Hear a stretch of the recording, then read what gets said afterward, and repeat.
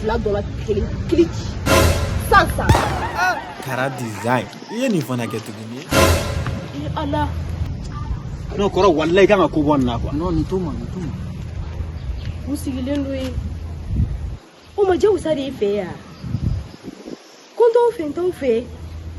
Ni ninnu ka baara de don o don sigi yan nɔ mɔgɔw ɲɛ sira la de. I na min b'a dɔn.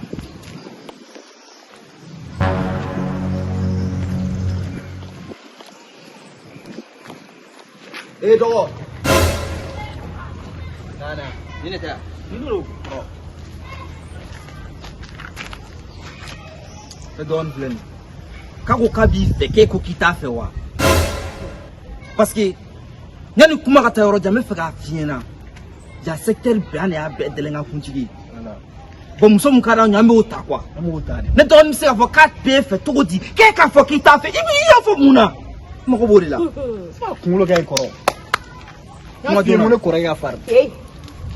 I ɲɛ jɔ na i ka lajɛ ka ɲɛ. Ɲɛ b'i la o. Ne zera cɛ 20 de la.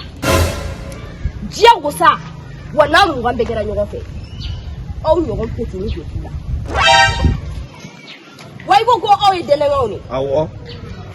Ne de dɛlɛnkanw bakɔrɔ min ye. Ne de dɛlɛnkanw bɛɛ wuli. Donc aw ka dɛlɛnkanya ka misɛn ne ta kɔrɔ. Bon n bɛ min fɔ aw ɲɛna. N'aw ma taa ka bɔ ɲɛkɔrɔ.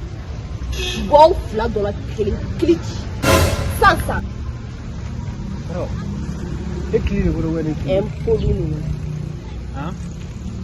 E kan ka ne kili ko kuma fɔ. A ka bɛ dɔ kili. E kan ka ne kili ko kuma fɔ. Ayi ne tɛna mɔgɔ min kili. E kan ka ne kili ko kuma fɔ.